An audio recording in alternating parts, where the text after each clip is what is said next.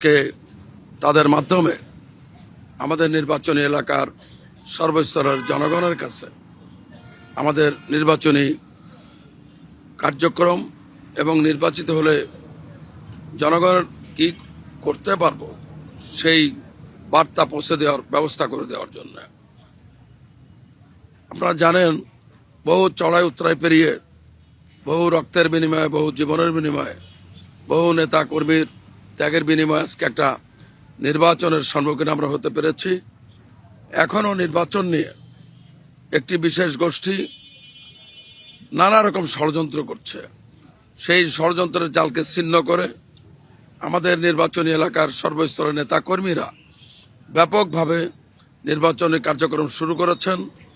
তারা প্রত্যেকটা বাড়িতে বাড়িতে যাচ্ছেন, সেখানে যে আমাদের মা বোনদের কাছে এবং সর্বস্তরের ভোটারদের কাছে আমাদের নির্বাচনী প্রতীক এবং নির্বাচনের উদ্দেশ্য, নির্বাচিত হলে কি করব আমরা, সেই বার্তা পৌঁছে দিচ্ছেন। আমরা মূলত একটি কথা আপনাদের মাধ্যমে ফরিদপুর একের সর্বস্তরের জনগণকে জানিয়ে দিতে চাই। আমরা নির্বাচিত হলে এই এলাকার বিগত দিনে যে বৈষম্যমূলকভাবে কর্মকাণ্ড করা হয়েছিল, সেই বৈষম্যমূলক কর্মকাণ্ডকে বাদ দিয়ে বৈষম্যহীনভাবে এই এলাকার সর্বস্তরের মানুষের জন্য আমরা উন্নয়ন করব। আমাদের উন্নয়নের প্রথমেই আমাদের কতগুলো বিষয় আমাদের মাথায় রয়েছে। তার ভিতরে আমাদের এই নির্বাচনী এলাকার মধুখালী থানা থেকে শুরু করে বলমারি হয়ে আলফাডাঙ্গা থানার শেষ প্রান্ত পর্যন্ত নদী ভাঙ্গন একটি বিশাল সমস্যা। হাজারো মানুষ তারা বছর বছর তাদের বাড়িঘরদোর বাস্তবিক হারাচ্ছে। এই মানুষগুলোকে রক্ষা করার জন্য বিগত দিনের সরকার যা করেছে সেটা খুবই অপ্রতুল।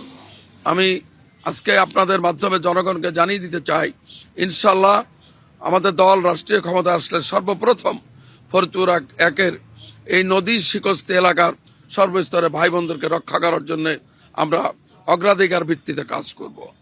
দ্বিতীয়ত, বহু রাস্তাঘাট বৈষম্যমূলকভাবে গুরুত্বপূর্ণ রাস্তাকে বাদ দিয়ে বিভিন্ন অপ্রয়োজনীয় রাস্তার উন্নয়ন করা হচ্ছে। সে সমস্ত রাস্তাঘাট এবং আমাদের তিনটি উপজেলাতে তিনটি হসপিটাল আছে, হসপিটালগুলো খুবই খারাপ অবস্থা। এই হসপিটালে চিকিৎসার সেবার মান খুবই নিম্ন পর্যায়ের। আমি এই সেবার মান উন্নয়ন করব, সর্বস্তরের মানুষের চিকিৎসা যাতে তাদের দোরগোড়ায় পৌঁছে দিয়ে যায় সেই ব্যবস্থা গ্রহণ করব।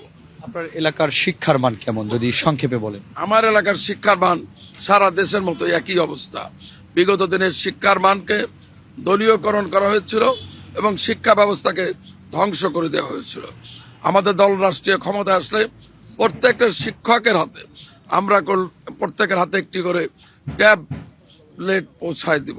প্রত্যেকটা শিক্ষকের হাতে একটি করে কম্পিউটার থাকবে। ঢাকা শহরে বা বড় বড় শহরের ছেলেমেয়েরা যে মানের শিক্ষা পায়, সেই একই মানের শিক্ষা আমরা আমাদের গ্রাম পর্যায়ে, আমাদের সরকার আল্লাহ যদি রহমত করে বিএনপি রাষ্ট্রীয় ক্ষমতা আসে, এটাও আমাদের একটি অগ্রাধিকার ভিত্তিতে আমরা এই কাজটি করব। অসংখ্য ধন্যবাদ আপনাকে। দর্শক দেখছিলেন সিএসআরএম নিবেদিত ডিবিসি নিউজের বিশেষ আয়োজন ইলেকশন এক্সপ্রেস। আমরা আজকে ছিলাম ফরিদপুর সংসদীয় আসন 1, সংসদীয় আসন 211। দর্শক, আমাদের নেক্সট পর্ব হবে রাত 9টায়। ফরিদপুর 1 আসনেই দেখতে চোখ রাখুন ডিবিসি নিউজ। আমাদের সাথেই থাকুন, ডিবিসি নিউজের সাথেই থাকুন।